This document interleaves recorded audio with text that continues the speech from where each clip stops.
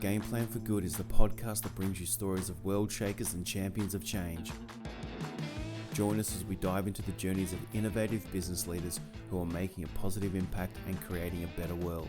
Uncover their game plans for success, discover groundbreaking innovations, and be inspired to unleash your own potential. Get ready for a brighter future in business with Gameplan for Good. And welcome to Gameplan for Good, yet another great episode. We have Anthony Cheeseman here. Anthony, how are you doing? Very well. Awesome. Great to be here. Thanks for coming. That's and right. We also have Lane Burdett, who is co-hosting for the second time. So, Lane, how are you doing? Thank you. Great. Glad to be back. I thought I might have been sacked after the last one, but it's going well. Thank you. No, definitely not. You know I love you to pieces, to the moon. Too and back. kind. Too kind. All right. So, today we're going to talk to Anthony Cheeseman about your journey, Anthony, and what you've done. You've done some amazing things. You have a big, audacious game plan for good, and we want to dig into that. And I will point out that I think the whole idea of this game plan for good, Shad, in part came from Anthony Cheeseman and what he's been doing. So Yes. We genuinely have been looking forward to having you on. So Great. thank you for coming on. I'm honoured. I suppose the first question is if you just want to tell our listeners, exactly what it is you currently do, and then we'll get into the bit of the backstory. If Yep. we could. So I'm the co-founder and director of Latte. Now it's L'Arte, but it's not art as people say it. That's all right. Latte Central Social Enterprise, Cafe, Florists and Art Space. So it's a bit long. Everyone just knows it's just Latte Central. We do. And it is a certified social enterprise. We help. At the moment, we have 25 staff across 2 locations. We've got 18 young people with disabilities that we give opportunities to. We have corporate clients across from, to do with our flowers, where we have Ray White corporate. So it helps a lot of young people make those flowers, as well as doing great pies, as you know. Amazing pies. So, and of course, our cafe part. So it's a multi-pronged attack on social enterprise, I suppose.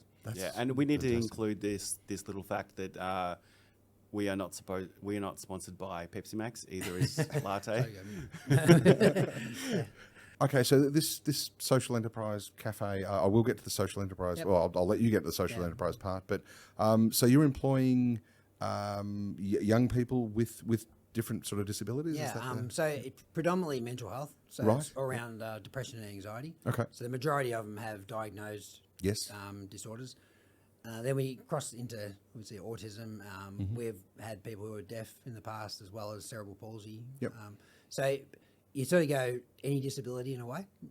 Yeah. And we focus at the moment probably pretty heavily on NDIS, because the NDIS, which people, 500,000 people in Australia receive the NDIS, which is the National Disability Insurance Scheme, and they get a plan. So basically, because they've got mental health challenges or any other disability, and it's debilitating, so they end up getting money from the federal government, basically, to live their lives. Mm-hmm.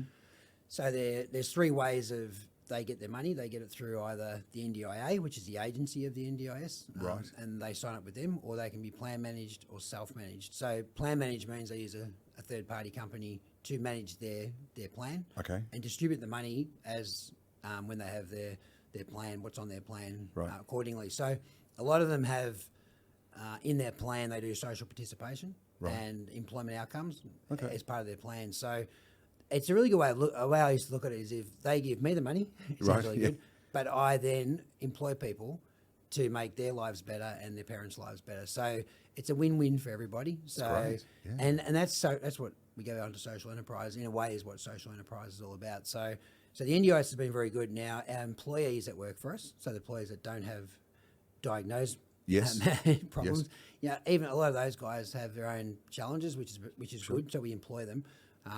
But then we have on top of that our NDIS participants. So the NDIS participants, and a really good goal lately has been that we want them to actually become full award wage employees as well. So we've transitioned 4 of our young people into fully paid work as well. So that's what, to me, is what social enterprise is That's about. fantastic. And how long has Latte been running for? So good old COVID. So that was March 2020. So October 19, we founded Latte. It was predominantly going to be set up.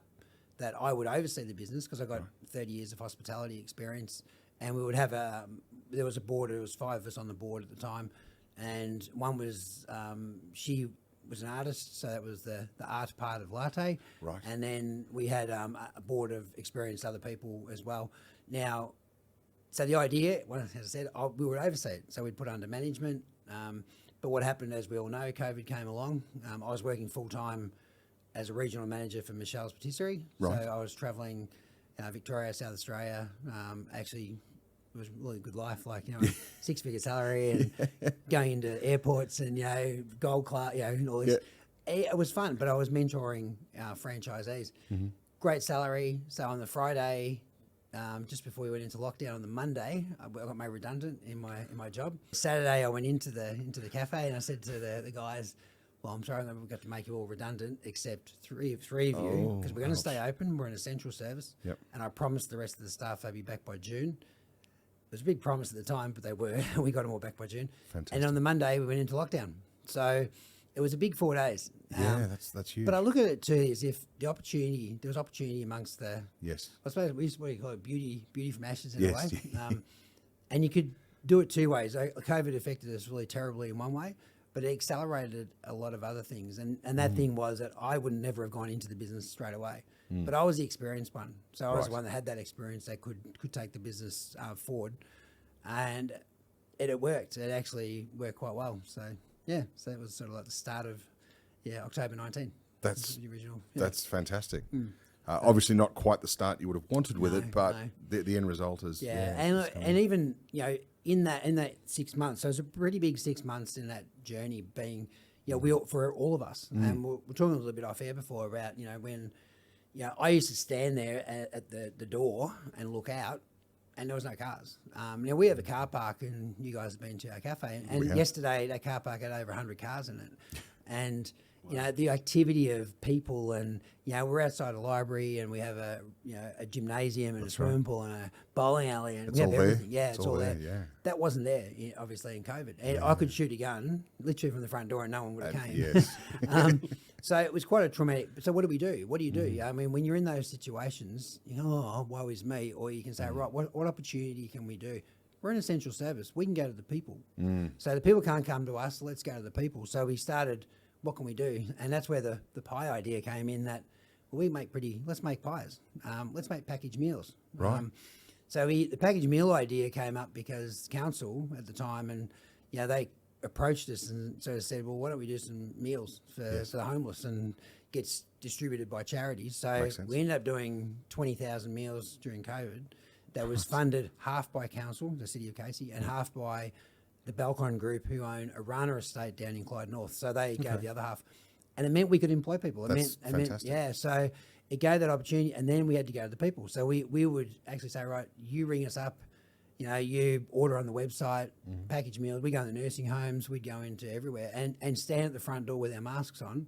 Like, I'd wear it half, sort of semi-casual a bit, but and people just wanted to talk. Like, they couldn't see their families. So it was an opportunity to get into our community pretty early on in our business stage as well, because they didn't know who we were. No. So, so it was quite interesting. That's fantastic. If we can take a bit of a step back, what's your story at the end of the day? It's a good question, because everyone's got their driver, I call it, and my driver goes back to, I suppose when I was younger. I was born up in Noble Park, Dandenong, very blue collar, if you know the area. Back in the day when we used to make trucks and cars in this country. Apparently we used to do that once upon a time. And a lot of spaghetti and baked beans as well at Heinz. So the factory run was literally that. It was international for trucks. And my dad worked there for 20 years on the line, as a motor mechanic. Okay. And we were brought up in that was that blue collar. We went to tech schools or high schools. If you were bad boys, you went to the tech. If you like girls, you went to high school. Pretty much. But we were brought up that way, and no one ever went beyond. There was no talk of going to university. It didn't happen. You went to you didn't even do VCE. It was called HSE, I think, back then. That's right. So we're in this, and it was a carefree environment. No phones. You'd ride bikes without helmets. You just leave your bike at the front door, and no one would steal it. You did say Noble Park. Noble Park. This was Noble Park. Yeah, it was pretty. It was okay back then. Fantastic. But what happens? Life goes on, and I was 10 years of age, and my sister was 6. She had an appendix operation. It went bad. The doctors ruptured her bowel. We didn't know that, so she was unconscious and never came out of the anaesthetic and the operation. I remember I was only 10, but you remember things, and I remember an ambulance going off we're at Southeastern Hospital. Ambulance went off to Royal Children's, and then we found out later on that was her going to hospital. So she had they ruptured her bowel, which gave her brain damage, no oxygen to the brain. So her left side, so her right side of her brain, was completely affected. So she had to learn how to walk, talk, and do everything again, and never fully recovered. So there was a 13-year court case that followed. And back in the day when you had no computers, I remember watching a news report, and it was talking about the case. And they had the old, with the boxes stacked up on top of each other. It was only at the same height as Dad, Unreal. And that was what was happening. So Mum and Dad fought for it was basically justice and for Karen's future as a 6-year-old. So in 1988, so Karen was 19 and I was 22, 23. Mum and Dad won the court case, and it was all over the newspapers. But then 3 months later, Dad suicided. So that was sort of like the first really rough. It was rough growing up with Karen because obviously she was. But then for that to happen, and I think when you're 22, 23 and just married, and it was pretty hard to take. Like it was pretty. And then, but what got me more was the day before my dad had visited me, or the day before he took his life, he told me his dad had suicided. He was a sniper in World War II, and obviously the horrors of the war, and PTSD wasn't a thing back in 1988 when he died in 71. And we got told as kids, Pa just died. You never got told why Pa died. So going back, that's the driver, but nothing really permeated until 30 years later, I suppose. But I always wanted to help people. I didn't want to see people go through what we went through, what my mum went through, and if I could do something later on in life that would stop that, that would be great. And it's sort of happened. So yeah. That's fantastic. What is where does the connection with helping younger people, where does that come from? That's probably well, when I was a kid, so I think most of us worked at Macca's as kids, and that was what we did as 15, 16-year-olds. So I was always working with kids, and back in the 80s, so in 88 when all this happened, we remember good old Paul Keating and the 17% interest rates that we had and the recession we had to have. And, I was saying to Shadow Air before, we lost everything. We lost our house. We lost cars. We lost everything. We had to go back and live with the in-laws. But then because of my McDonald's experience as a kid, I went back to Macca's and hounded them and became a manager at McDonald's at Fountain Gate. But it was always around kids. You're with kids, and then as you got older, they still stayed 15 years because you had more kids. They all got older, but the next 15-year-old. So it was more about we started to see what, the effect of divorces on kids, the effect of drugs in families, the DV started to happen, and it was always about it'd be great to just be able to help kids. Yeah, absolutely. But really, it's the kids these days. It becomes adults because they get their depression and anxieties at an older age, and look. COVID, it hasn't helped that at all. No. So they're in their mid-20s and stuff like that. So it's not so much the kids in a way, it's sort of everybody. So we sort of say, look, I'd help the 50-year-old. We can talk about a story later on about a guy that ended up working for us and in our cafe that we'll talk about later. And he was 6'6" and, didn't work forever. So he was in his 40s and he was a drug addict and alcoholic and like his mum always said, if it wasn't for what we were doing, because he came out of that. And I ran into him in a shopping centre a couple of weeks ago, and they were just so excited to see me because his life had been changed. So it's not just the kids, I think it's anybody really that we want to help. So what about people with the special needs? What draws you to helping people with special needs? Yeah, I think that's the sister factor. So Karen, she ended up she didn't do much because she went to Emerson, which was a special school at the time. She had learning disability. It was like a tri-disability, intellectual, physical, mental. Like it all was the whole gamut, the tri-disabilities we say. So then when we got made redundant, I mean, there's a lot of gaps even in my remembering how it all happened, but we ended up, we had a cafe in Dandenong, and, that cafe that we sold to a mental health organisation, which we can talk about, but then Karen ended up, because of my contacts, she ended up working at Wallara Industries, which is in Dandenong, and they own these massive factories, and it was called an ADE, which is an Australian Disability Enterprise. Okay. And these enterprises are really set up for people that got really bad disabilities, like, that won't recover. Yes. Because a lot of people will. And I think there's a need for these, they get a bit of a bad rap, but I tell you what, if it wasn't for that enterprise, I saw her work there for 10 years, and it changed her life, it changed my mum's life, and I really saw the value of them. Like, she looked forward to Fridays because they had barbecues every Friday, and she didn't get paid a lot, but but remember, these young guys, as she got older, they're not 100% productivity. No, I understand. It takes 5 people sometimes to do the one person's job. Yeah. So, but that changed, her life. So and her disability will never get better because of what it is. As we say, bar short of a miracle, but her disability, and that's why she gets the NDIS as well. So, yep. You were saying obviously it made her life better, but the bit that I found very interesting there, and I know it's probably quite obvious, but it made your mum's life a lot better. It's massive. A lot of people miss that, and I think you're right. A lot of people miss that. They just think it's about the person, and I get letters. I've got a lot of letters over the years from parents saying how it's changed their life. That's fantastic. And we had mums and dads that had never been on a weekend away, had never been away, and they were in their 60s and 70s, never had a holiday because of their 40-year-old child, who's not really a child.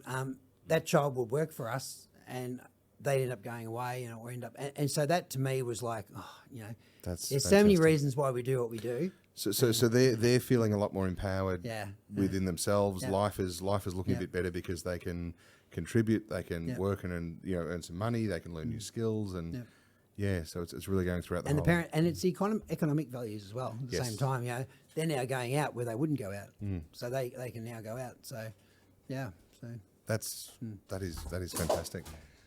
We've just got Shad having some fun there in the background. Okay, sorry. Okay, so you mentioned before you're a certified social enterprise. I imagine, I know a lot of things around not-for-profits and that sort of thing have certifications, but what is a certified social enterprise? So you got to have that not-for-profit status. So we are a not-for-profit business. Okay. We have DGR status, tax deductibility. Sorry, DGR being... deductible gift recipient. Right, okay, thank you. So tax deductibility. Okay. So people, donate to us, they get a tax deduction, tax deductible receipt for it. Excellent, okay. So, but from a social enterprise point of view, for the last 20 or 30 years, there's been businesses, Social Traders Australia, Social Ventures Australia, and many other well-meaning businesses, but they never had that real government connection. Right. Which meant, anyone could say, I'm a social enterprise. Well, what does that really mean? Well, they could never tell you, but they were only doing it because they wanted people to come to their door. Yeah. So, and the fact is, social enterprise is pretty special because it is about, they have the catch cry business for good. And what is that good? It's helping people. It's putting your profits back into trying to, grow the business so you can help more people, really. It's using other businesses that also help people. So they now talk about this circular economy where, everything you buy, is it sustainable? Where does it come from? And our coffee, we have the coffee company we use is a B Corp, is a Rainforest Alliance, is a Fair Trade Organic, is and the farms are from they help women who are suppressed and give opportunities. So these are the things that you got to look at who you're using. Absolutely. And I think you can't do it right 100% of the time. No, you can certainly do it right a fair bit. So the certification, I think, in our point of view, it's like 20 or 30 years of really hard work. Because my background, it wasn't just having the 3 years of Latte. It was like because I had history with a lot of these businesses. Now, as those businesses went along, the government started to recognise that this is fair income. This is really changing people's lives. And these people need to be like certified. So from a government point of view, if we look around at the moment in Victoria, especially, we see all these, roads being built. We see level crossing removals. That is huge. That's what we see, and they call it the big build. Yes. So a lot of these big build contractors are now social enterprise certified contractors. Right. So what that means is part of their charter, they've got to use certified social enterprise businesses like us. So Excellent. because they know if they use us, we're helping other people. It's helping another. Yes. Yeah. And we talked a bit before about the jobs that we're doing even today, that we did jobs in the city. So we're in Cranbourne, we're 55 k's from the city, yet we're now being used by city contractors of major roads Victoria to deliver catering to them, and they will pay for the delivery. There's no problems there. Like it's taxpayer money doing what taxpayer money should be doing. Excellent. So we now cater. So they're using us as catering. Now I used to say, and I say to all these businesses, the busier we are, the more people I can employ and give opportunities to. And it's exactly that it. simple. And that is what to me, that's what a social enterprise is doing. And I'll use the certification as much as I can. I was talking to a company last week. Oh, we don't want to use it because we don't want to see that we're, exploiting people with disabilities. Well, you're kidding me, right? I said, you're actually doing them a disservice by not saying who you are and what you're doing. And I think, I'll use it because that's what's your point of difference. Absolutely. If that gets people in my door, Yeah, then I'll do it. It makes sense. And then you'll talk about it in a minute. We'll talk about pies later. But I mean, it's one thing. It's one thing to be so a lot of businesses years ago, they'd say, I want to be a cafe, social enterprise cafe. That'd be easy. Well, cafe is probably the hardest thing that anyone should start if they want to start a social enterprise, because the customer, the poor person who's got the depression and anxiety, the last thing they want to do is have a confrontation with the customer. Yeah. So I sort of say, well, that's the last thing. But so when you start that business, how do you get 100 people in your door every day? Well, what do you mean? Well, I mean, 100 people times $10 average, that's $1,000. That's what pays for your staff. Yes. Yeah, but we'll get funded. And this has been the problem in the past. We talk about people just expect to get funded. Yeah. You can get a cafe that's got no rent, and but when it's got no rent, does that mean there's no customers? Because technically, you pay rent because Of course. the money you pay for the rent, it goes to the landlord who actually helps you get customers. Yes. Think Westfield shopping centres. Yeah. So, but I'm a bit more pushy as I got older, and I realised that Westfield, in their great, as great as they are, they it's all about Westfield and their shareholders. Of course. So we came along and we had a cafe in Westfield, and it was great, but they never gave us any favours. No. So I learnt from those mistakes that, let's go to council and say, council, what buildings do you have, council? Oh, we've got this building in Cranbourne, which is where we are now. Yeah, it's a pretty special building because it's got a $100,000 kitchen in it that we never had to, build because it was built by William Angus 10 years ago. But it was a council building that there was no one in it. Excellent. So let's find these buildings that we can use at no rent. Yes. And the rent that we would normally pays people. And it pays people to do things and and pays for us to help people do things, So from the council's point of view, it's. I mean, whilst they're not seeing the rent for the building, they're seeing this great social enterprise who are doing something for not just the people they're employing, but effectively families and so forth from there. In the council, and we still pay outgoing, so we'll still pay security and we'll still pay the power bills, and so you still do those, and at Casey where we are now, we pay a little bit of rent, but as time's gone on, I think the COVID did it to us and did it to me a bit too. You do get that bit more upfront and like, hey, look, guys, this is what we do. I'll pay all the other bills, but I'm not going to pay rent. Oh, we can't do that. Okay, then I'm not going to be here. So, but social enterprise is changing, and we talk about the game changer being in the last week, or even in the last two budgets. So the state and federal budget, where they've recognised social traders and they've recognised Social Ventures Australia and these alliances, and said, right, we need to give them the money because obviously they can distribute it through certain charities. So philanthropic organisation like Lord Mayor's Charitable Trust is a really good example. So they're the holder of a lot of money that's about to be given out. And I used to have to do 8 grant applications for 8 different organisations to try and get 50 grand each. Now I just didn't get the time to do that because I need 400,000. I don't need 50. So if I'm going to build and grow my business, I need the big capital. So now what they've done is this grant that just came out is all about, Lord Mayors hold it. They have one application. There's 8 of Australia's biggest philanthropic organisations that got together and said, right, we'll give the money, but now we'll give you a bigger chunk. So, hopefully, we're we're going to work with council and work with people to try and get $500,000 over 2 years. Yeah. Just on one application. Not having to worry about it. So now you haven't built this off the back of, like, you didn't go to the government and say, give me $500,000 or anything, did no, you? So how, if you don't mind, obviously only share what you're comfortable with, but so how has that worked? I mean, it's... Well, in the beginning it was donation and money from the directors. Right. So okay. And now we joke around, Sharon and I, my wife, we joke around and say it's the Bank of Anthony and Sharon that funds Latte. But look, at the end of the day, we try and be as self-sustaining as we can. Obviously, if we're building a new store at the moment over in Broadmeadows, of all places. I was going to bring that up, actually. Yeah. So but that's opportunity. So that came out via when I had a business years ago, the Madcap Cafe chain. I knew one person in the city of Hume. Right. So that person got contacted by a project manager from a company called Logos Property Group. Okay. And they have 40 IT warehouse parks around the world. Right. In 13 countries. And they said, look, we're building this warehouse park in Broadmeadows. We want to have a social enterprise like everyone does now if you're going to build these type of things. Who do you know?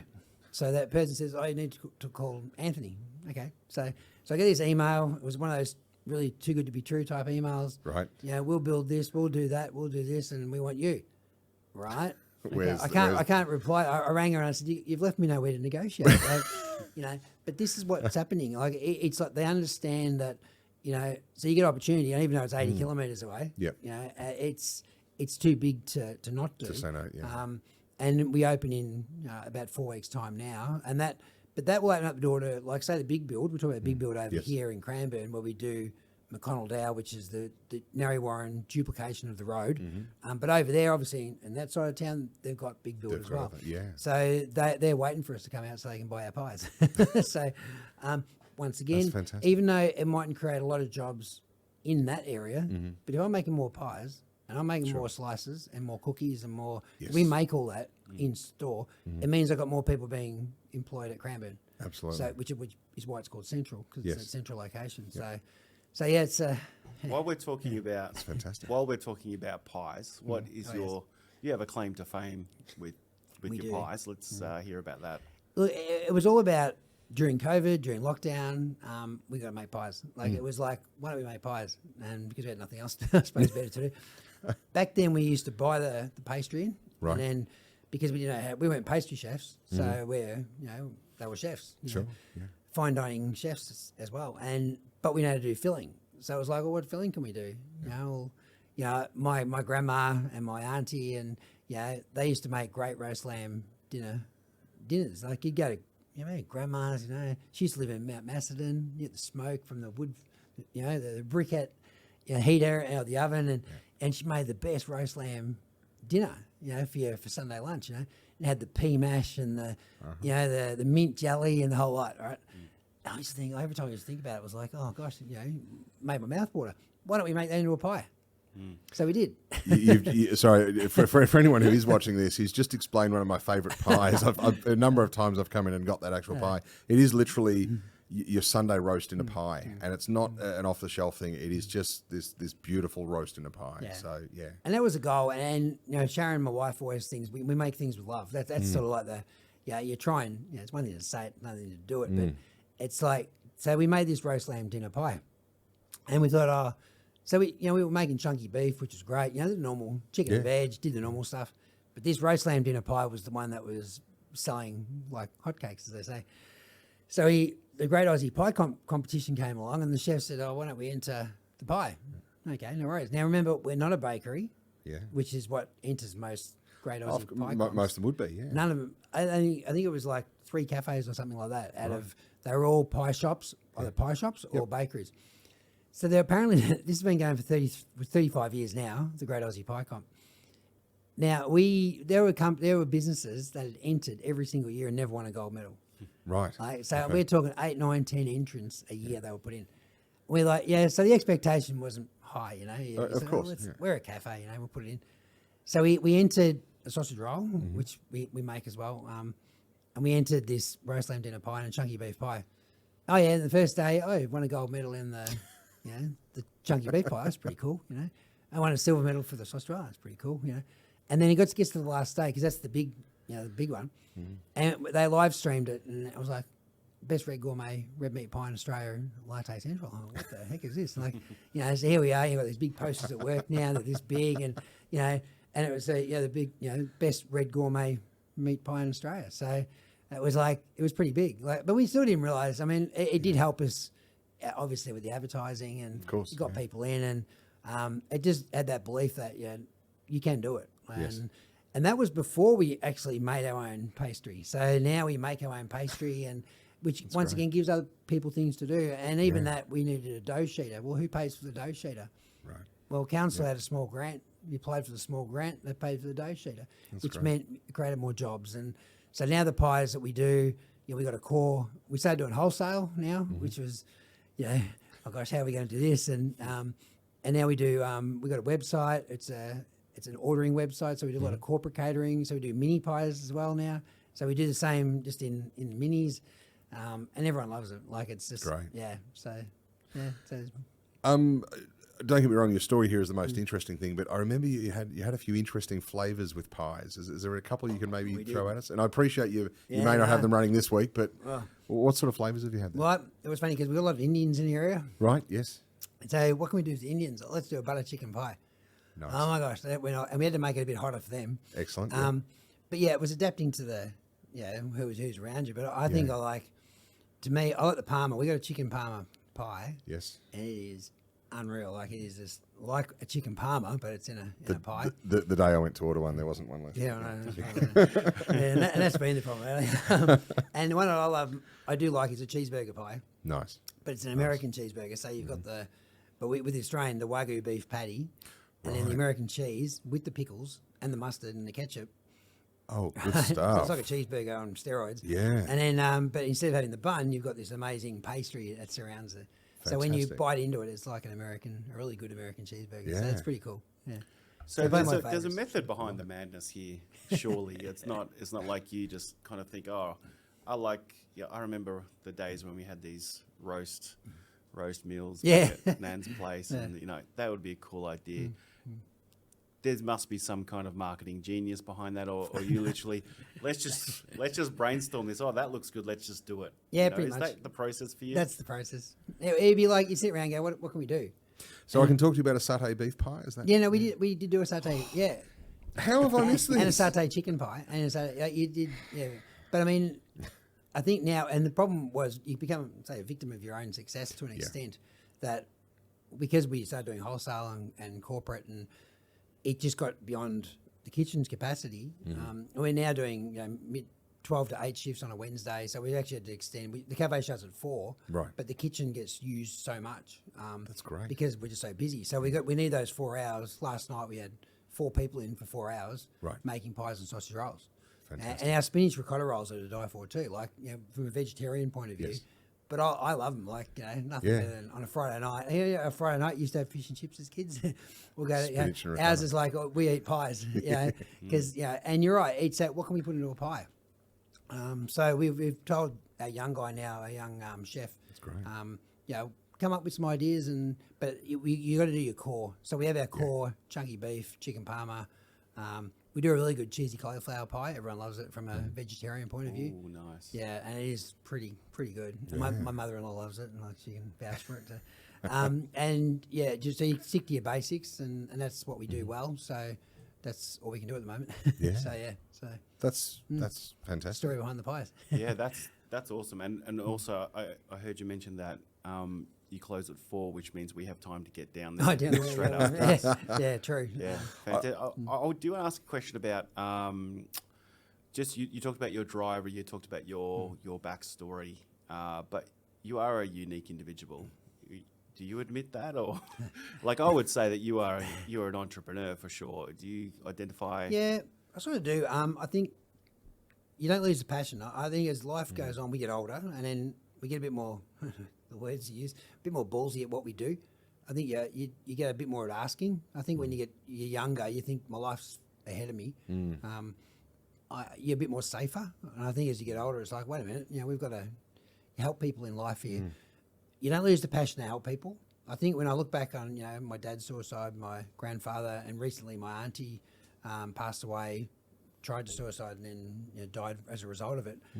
Sorry. And I think, look, but you use those drivers to help you. And I don't want to, and I get passionate when I see it work. So, good example. So it was middle of last year, and I remember I was walking through the cafe. Now, our cafe is 400 square meters, so it's a very big cafe. So you got a kids space. size.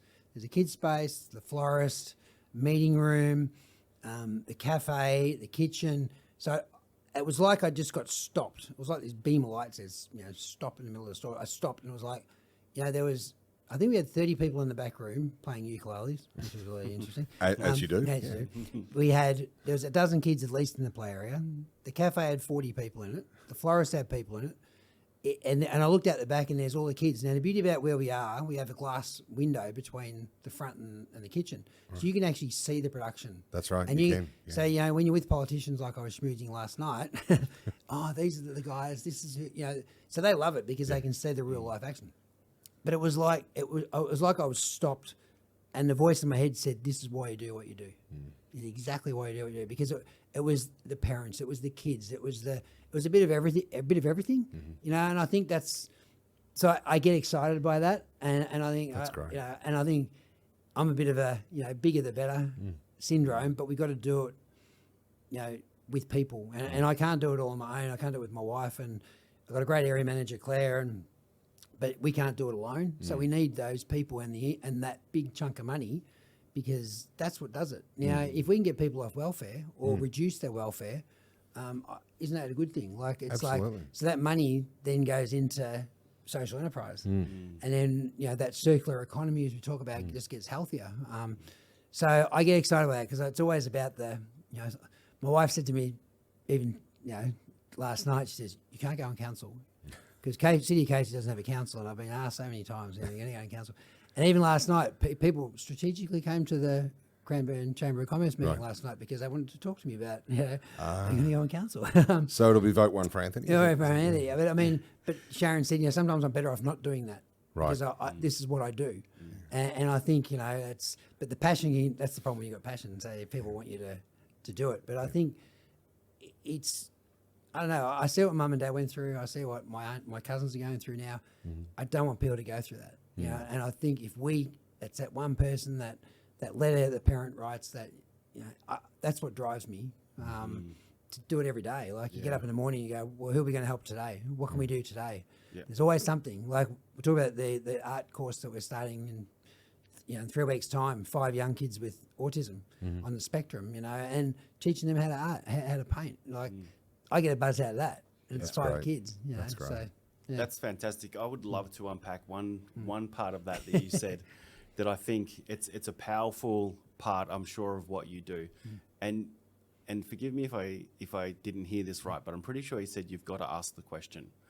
And I think, and this is something that Lane and I have spoken about recently, and another friend who works with us, we were talking about, is just having that boldness to be able to ask the question. A lot of us as children are told, don't ask, stop bugging me, don't ask, stop asking.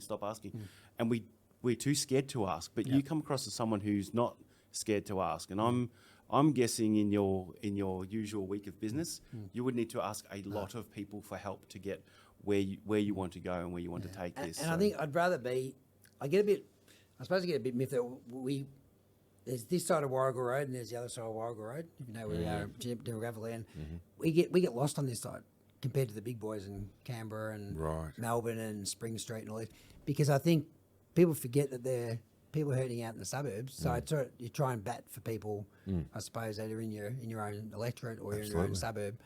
And sorry, he is getting into politics. I think what he's saying here.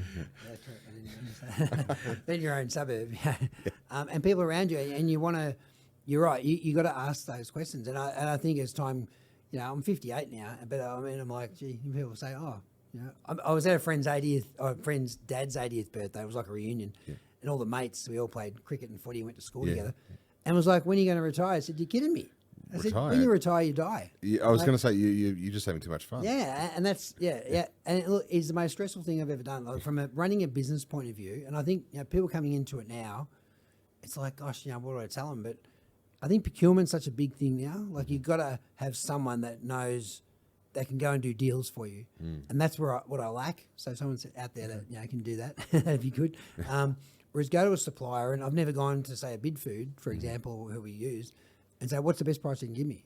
I just haven't had that time because you're too busy working in other areas of the business. And I know now I've got to do this because we're valued now. We're bigger now. We've got 2 stores, about to go 3. Yeah. Who knows what could happen? And you got to say to them, well, come on, guys. Like if you advertise me, I'll push you. So on the screens at work, we got 2 big TV screens at work. I've got PowerPoint presentations that roll around, and that advertises people like companies. So I've got our who have supported us and who are our customers, and you got Casey Demons and we got Melbourne City Soccer because they all come and buy stuff. So I'll put you up there. Absolutely.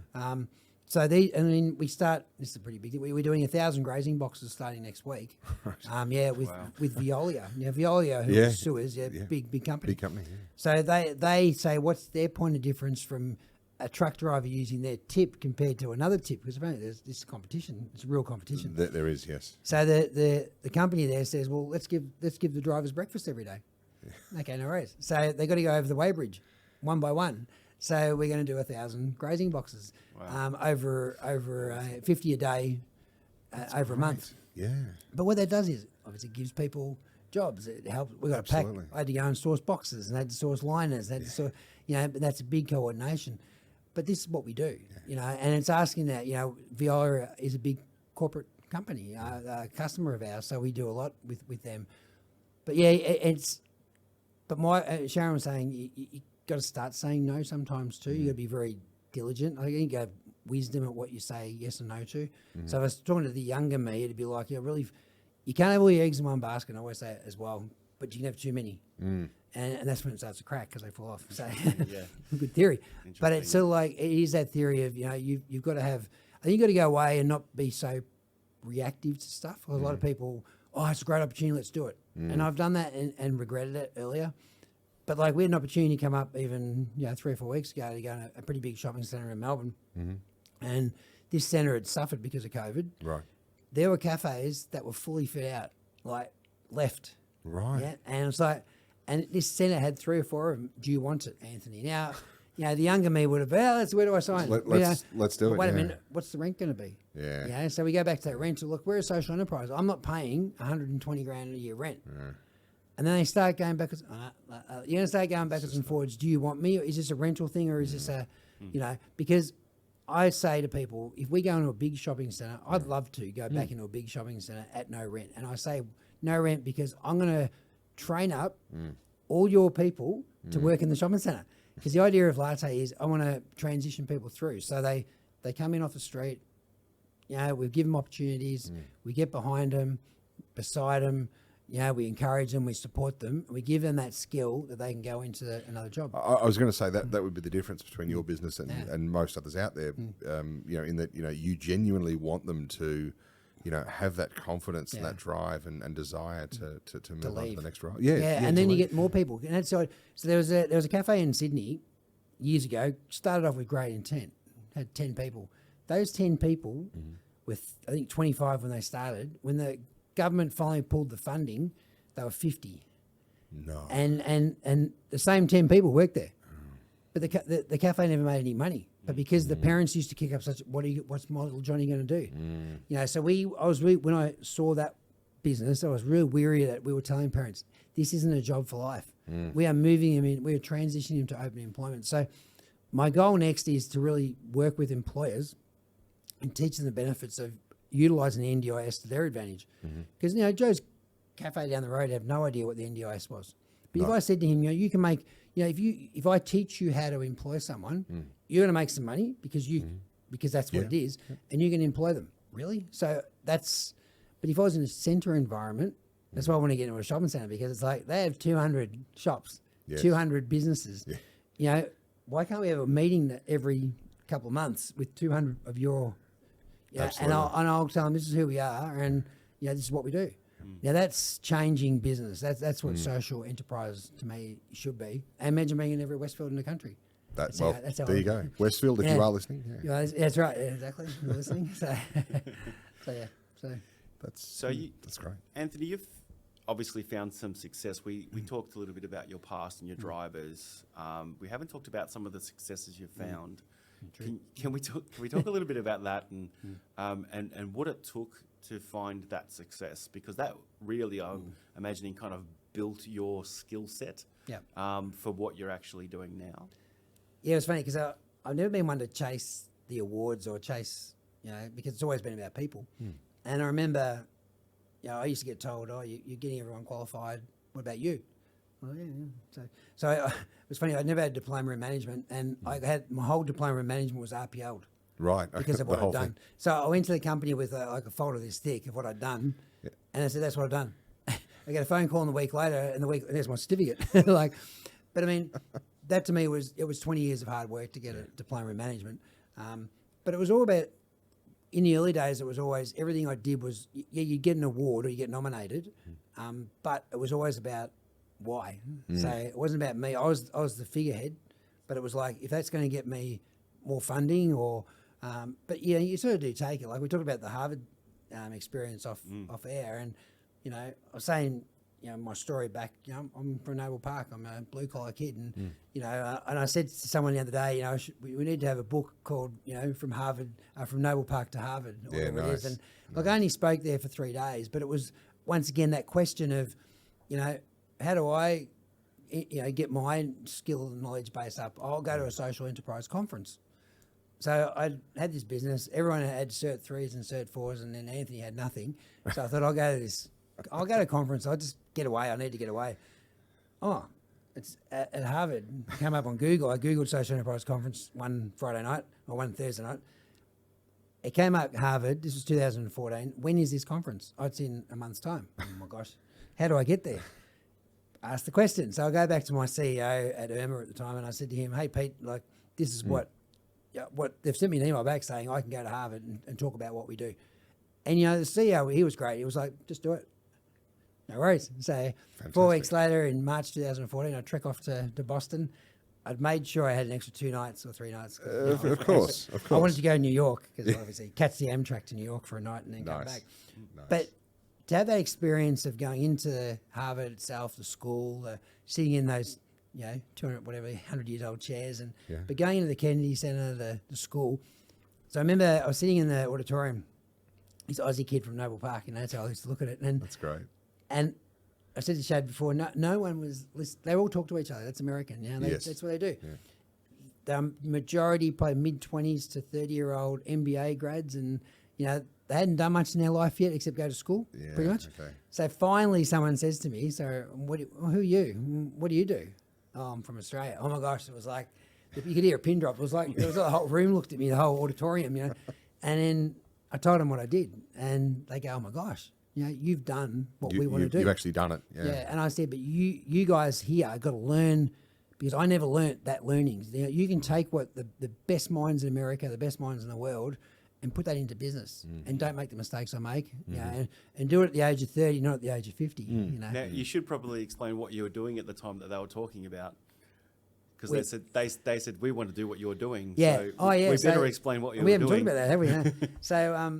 So the Madcap Cafe was a cafe started back in 2008-9 when I had a cafe business in the Dandenong Plaza, which was local, and that business. I was just thinking, I want to help people, because back then it was all about, I still want to help people. This is years ago. And then Dandenong's a good hub of activity for government departments and councils, and so people used to come over from the hubs and come to our cafe. So you just talk to them, and what do you do? Once again, asking questions. What do you do?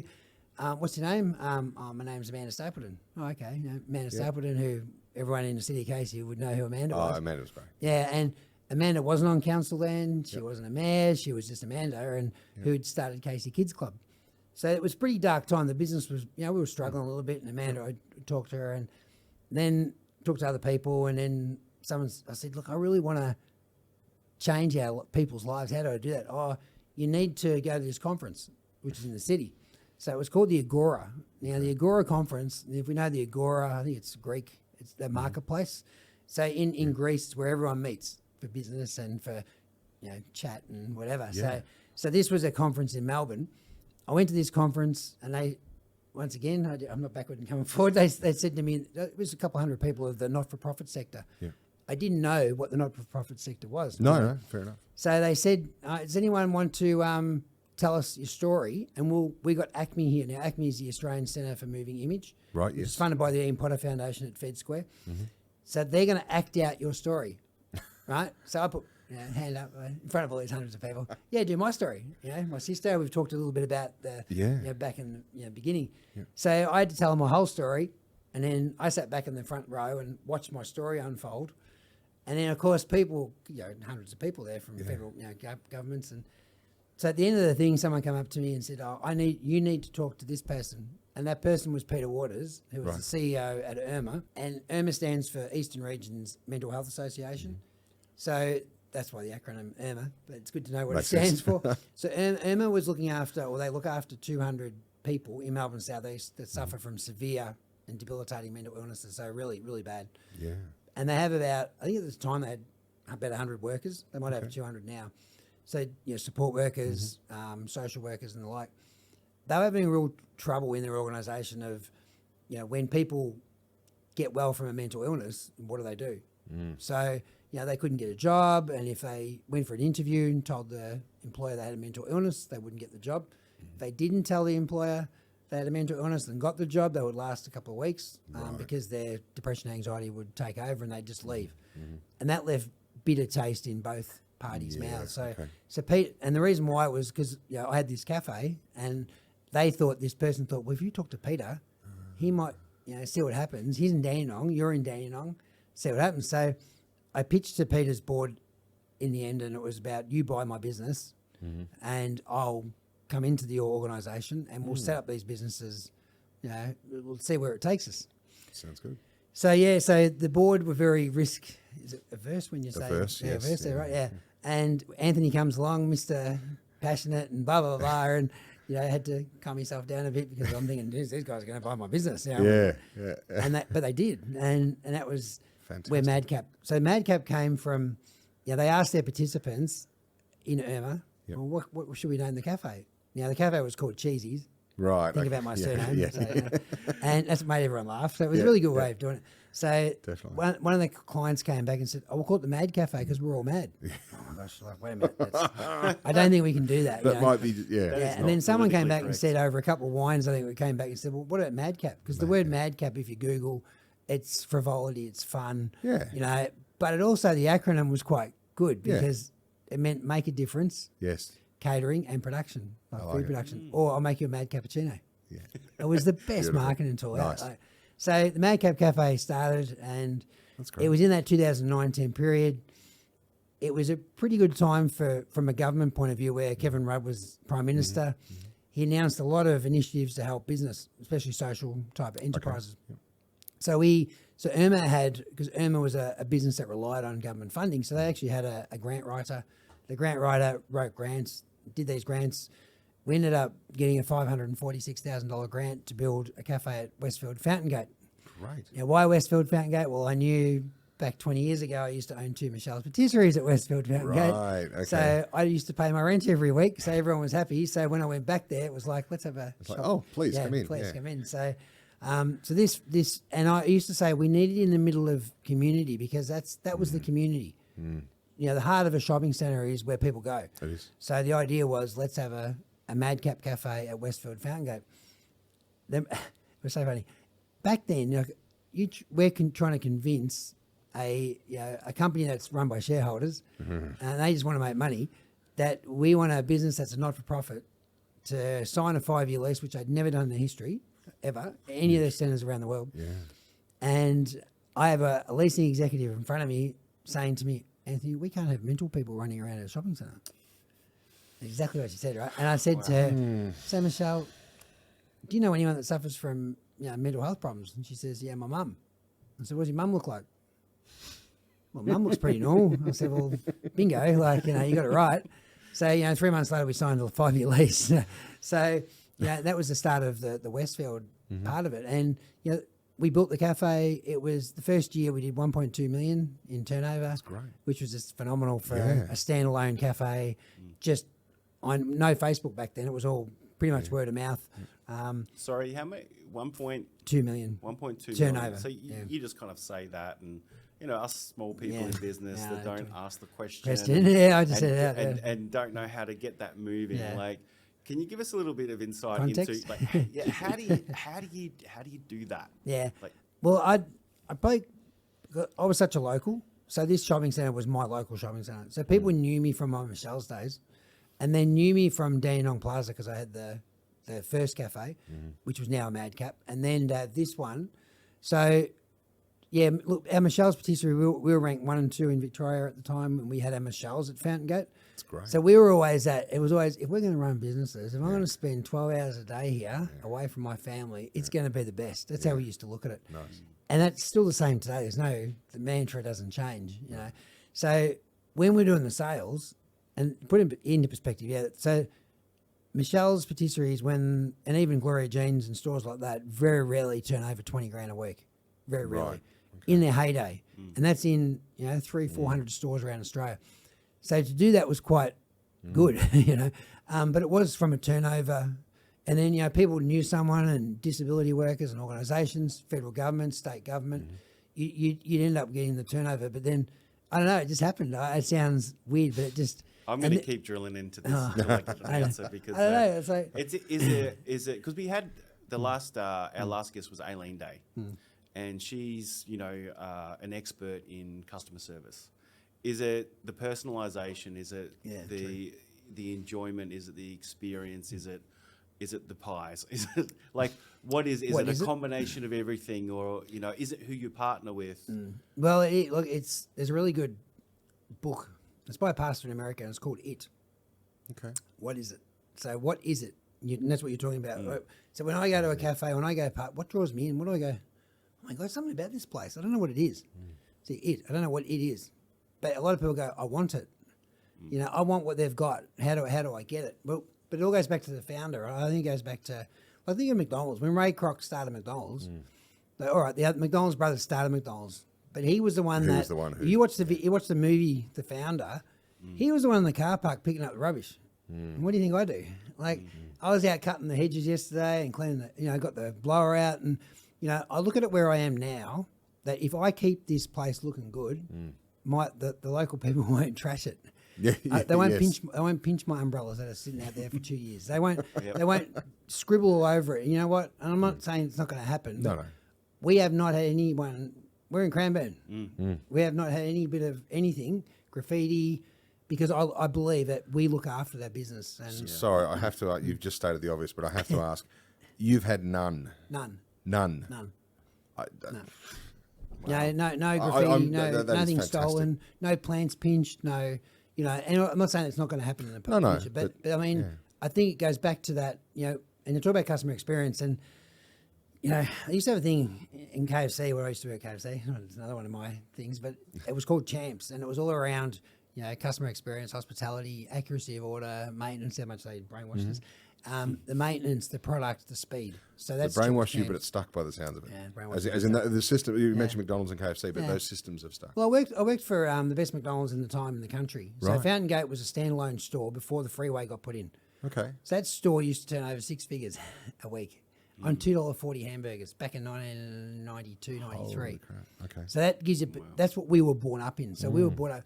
We had 20 staff on a Friday night. You had 6 people on register. You had 6 people backing them up. I remember those days. We were brought up on speed and getting it right. So I know whether someone can just go, I'm a retailer. I'm a pretty slack. I don't really care. And then go and run a business successfully, like a hospitality business. You got to love people.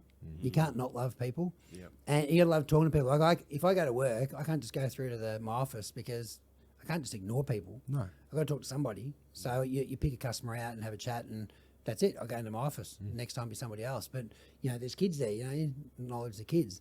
It's that experience, that it factor is what people, it is, do they clear the tables fast? There was a place in Fountain Gate yesterday we go to a lot.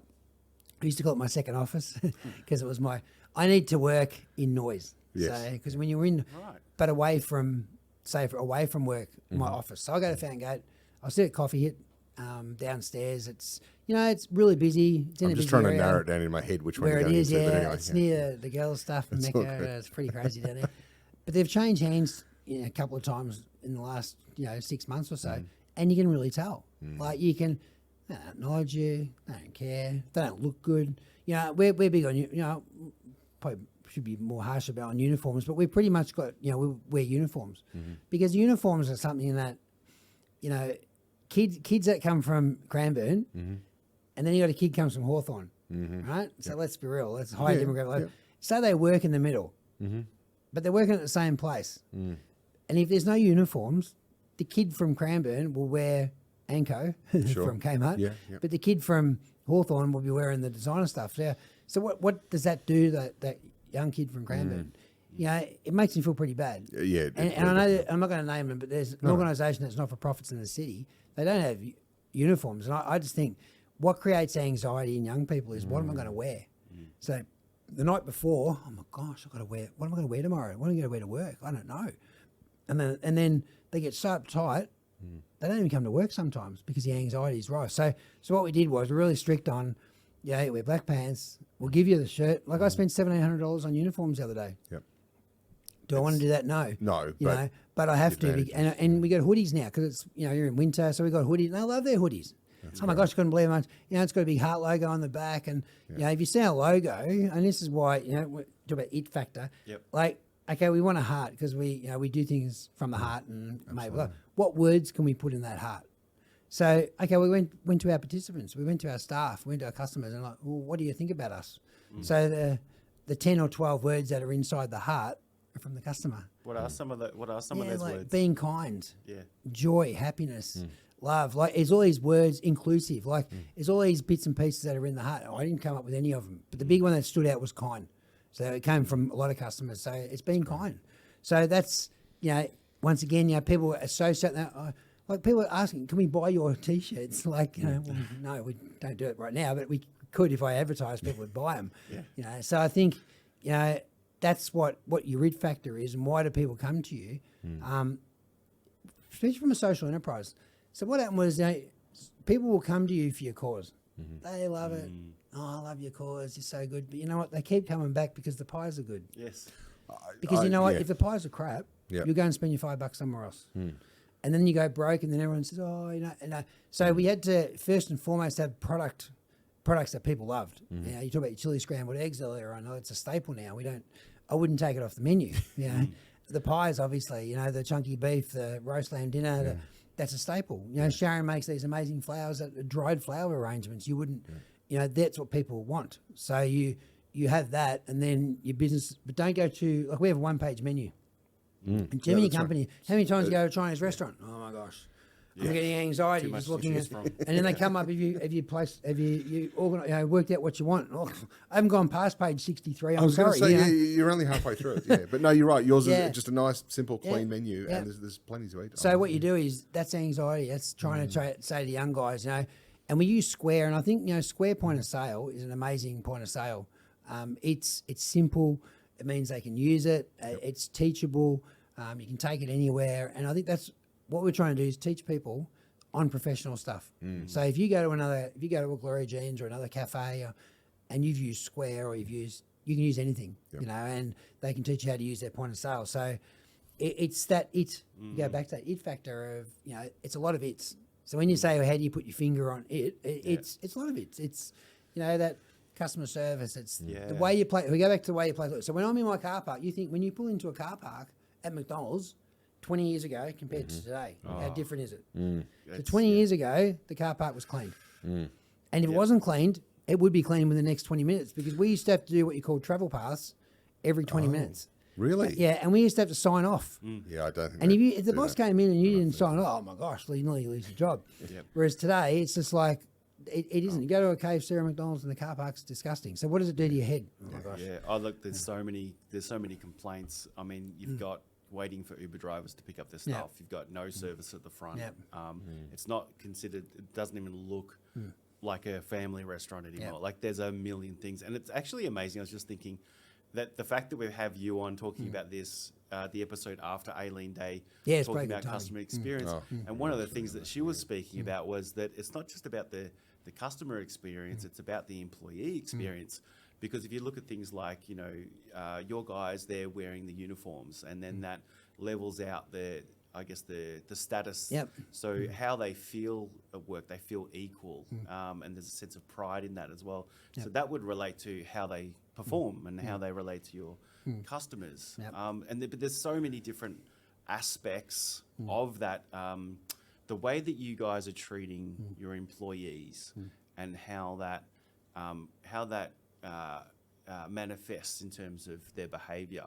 Oh, it's incredible, and you hear the stories from customers, because that's where it comes back to you, good, bad, and the ugly from customers, because they're the ones being the experience from the staff. I was just going to say because I followed your page for a while, obviously, and I've noticed. I know you've personally posted about staff a few times, and it's genuinely heartfelt. Like it's just this is someone who really cares about their employees, and it certainly comes through. And it's bringing them along, and they're the ones I can't do it without them. No. I think that's the biggest thing, and because I do most of the social media posts, my daughter's, she's doing a few now too, because that's 30-year-olds are better at it than 58-year-olds.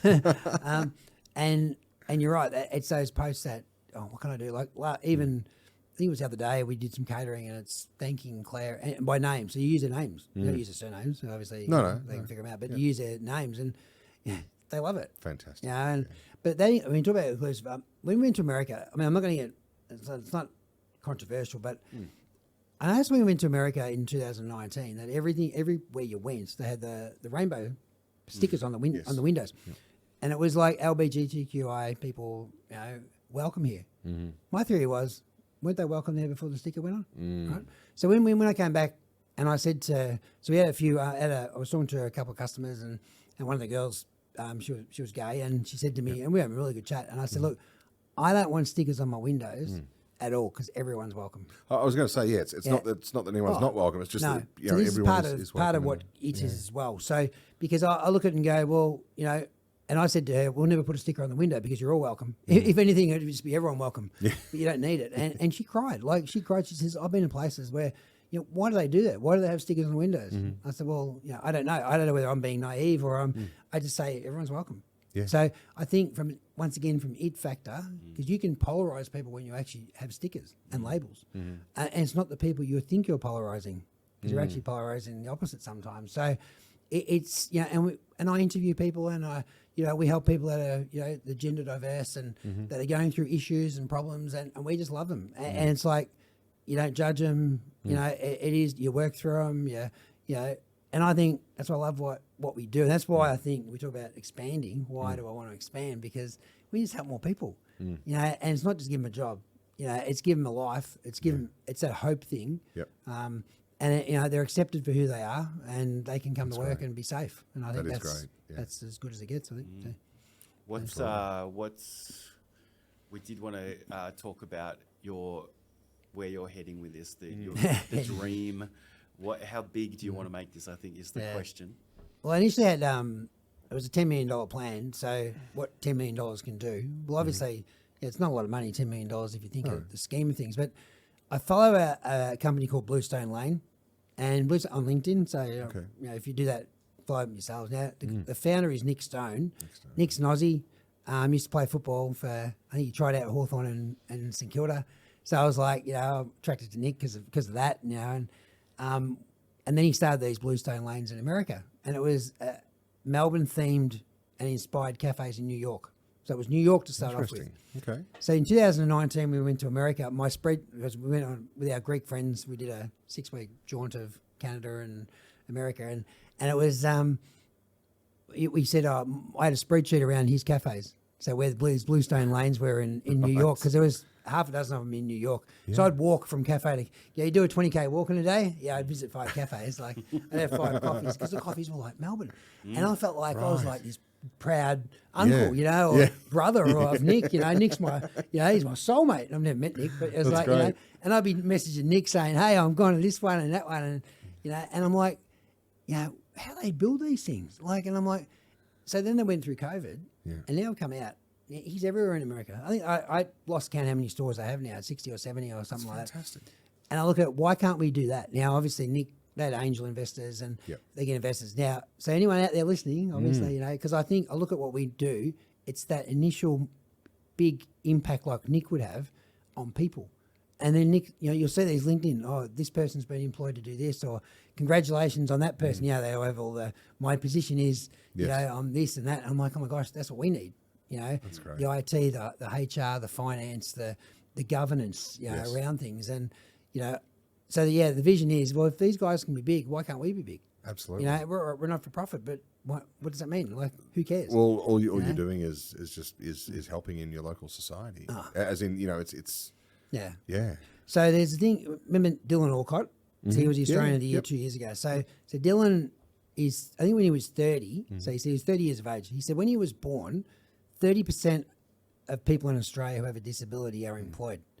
When he was 30 years of age, it was still 30%. Well, what's happened? You know, and the OECD rankings, the worldwide rankings of Australia, we're about 30th or something in employing people with disability. Well, that's a disgrace. 30th. Like and yet we are meant to be, you know, the most livable city. I don't know where that comes from anyway. Yeah. 30 Melbourne, and, you know, wherever all this comes from. But we do have AFL here. So I mean, no, that's right. That's the only thing. Yeah. Yeah, and we do host a great lockdown. That's right. And we do host a great lockdown. We do, don't we? Private joke for anyone. Private joke. Yeah. But you know, these are the things that, you know. So yeah, so he has these businesses, and I'm like, well, why can't we have these businesses around Australia? Why can't we be like that? Because we would change that 30%. Imagine getting that 30% even to 32, 33, 34. So you say to government, you know, if we can get 40%, what does it save the taxpayer? Absolutely. You know, what does it mean for people's life and their productivity and their circular? You know, mums and dads are out shopping. If you think about the young guy, you know, that was 40. You know, he's 6'6", so he's massive, and you know, his mum and dad can go away and they can, you know, imagine multiplying that by 1,000, 2,000, 10,000 times. So I'm never scared to, you know, it's opportunity, but it's, you know, what would I do with the money? It's all about people in the beginning. And then that'll lead to opportunities with councils, with buildings, with Westfields. And yeah, it might be a Westfield because it's a smaller one that we were looking at, and because Westfield's just too big. Yeah. But if you work with the smaller centres, you know, you can change one person. They're a bit more open. Yeah, they're more open, yeah. So that's the vision would be, you know, if there's 20,000 McDonald's in the world, or whatever it is, why can't there be? Why can't there be 20,000 these? Why can't we have these businesses in America? It might be a different name, sure, but it's still the same concept, you know. Fantastic And idea. so yeah, that's great. Sounds crazy, but no. Honestly, I love it. They go back to Ray Kroc. Like, he was 56 when he, you know, founded McDonald's. And Colonel Sanders was. He was like, retired. Yeah. So he was in his 60s, you know. So I used to think, I don't want to be that old. I want to be able to enjoy it. But, you know, I think that's what gives people hope. I think that it doesn't matter how old you are. It's just, you know, doing what you've got in your hand at the time, but having, and you brought it back to the questions, it's having the balls and the guts to ask the questions. And I said to Pauline Richards last night, the MP, I said, you know, when people say no, you know, we used to get taught in marketing, network marketing and stuff like that. It just means people need more information. So if you're saying, oh, no, you can't do that. Well, no, I can do that, but this is why. And I think that's what we've got to do. So, Fantastic. Hey, that's great. How can people get in contact with you? How can they support you more?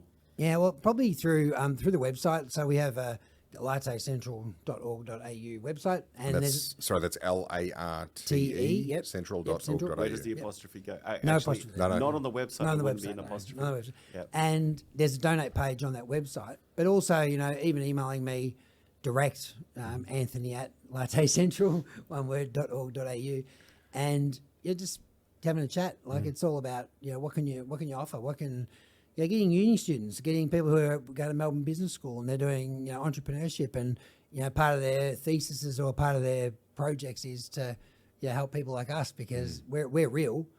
So what can they offer to us, you know, in forms of strategic planning and stuff like that. So it'd be worth, you know, So yeah. Hey, look, congratulations on everything you've built so far, and I'm sure your wife's a massive part of that as well. Oh, she is. And so congratulations on that. And I think what you've shown is that with this model, social enterprise model, there is a lot of success to be found, and it is something that's scalable. And so we want to say big thank you for coming on and telling us your story. And I just hope that everyone listening gets on board, finds ways to support you. And and thank you, Lane, for co-hosting for your second episode. Thank you. Thoroughly enjoyed it. Yeah, I was just going to pretty much reiterate what Shad has said. If anyone is in the areas of, so we've got obviously Latte and Cranbourne, Broadmeadow. Yeah, Broadmeadows will be mid-August. Okay. But obviously Facebook. There might be a third one. Did you? Well, we have a second one now at right. Synchrotron. So it's the Australian Synchrotron in Enlighten, which Okay. is the that's another conversation. That's But it's a federal government facility, but Good stuff. people can go into. So it's across the road from the Heart Hospital. So it's another cohort of people, but yeah. So. That's great. And also, in whatever local area you're in, obviously it might be worth either having a chat with the council or speaking to Anthony directly, because I think a lot more regions could do with Latte Cafe. So. No, thank you guys for doing this. It's great. No, thank you. Thank you for watching Gameplan for Good.